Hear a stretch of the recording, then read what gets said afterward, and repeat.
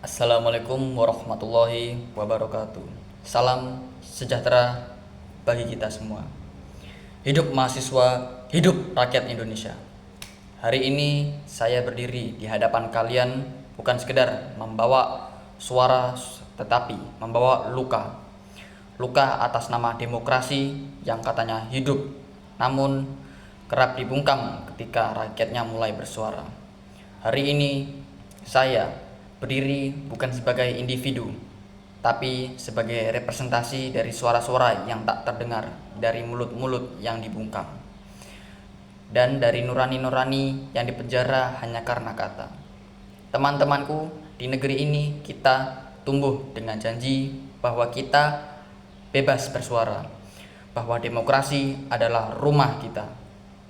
Tapi faktanya, ketika seorang mahasiswa berbincang tentang ketidakadilan di Indonesia ini, ia dicap sebagai makar. Ketika aktivis menyuarakan penderitaan rakyat, ia diborgol dan dijerat pasal. Ketika rakyat bersuara di jalan, mereka dibungkam, diborgol dan dijerat pasal ketika mereka dibungkam oleh gas air mata dan pentungan aparat. Apakah ini yang kita sebut demokrasi? Ataukah ini hanyalah topeng dari sebuah sistem yang takut dikritik?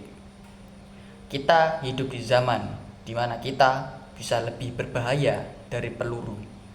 Satu kalimat di media sosial bisa membawa kita ke ruang interogasi. Satu opini bisa membuat seorang kehilangan kebebasannya, dan yang lebih menyakitkan yaitu terjadi kepada mahasiswa, kepada kita yang seharusnya menjadi penjaga nurani bangsa. Rezim yang takut pada kata-kata adalah rezim yang lemah, dan mahasiswa yang diam saat kebebasan dibungkam adalah mahasiswa yang lupa akan tugas sejarahnya. Kawan-kawan seperjuangan, ini adalah panggilan moral bagi kita semua.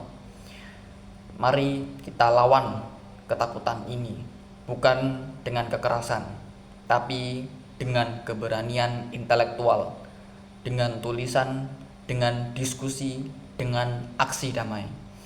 Karena suara mahasiswa adalah suara perubahan, dan jika satu suara dibungkam, maka 1000 suara lain harus bangkit. Kita bukan hanya ingin bebas berbicara, tapi kita semua ingin bersuara, kita didengar dan dihargai. Karena demokrasi tanpa kritik adalah demokrasi yang mati. Lalu saya ingin menyampaikan juga bahwa saya tidak sedang menebar hoaks.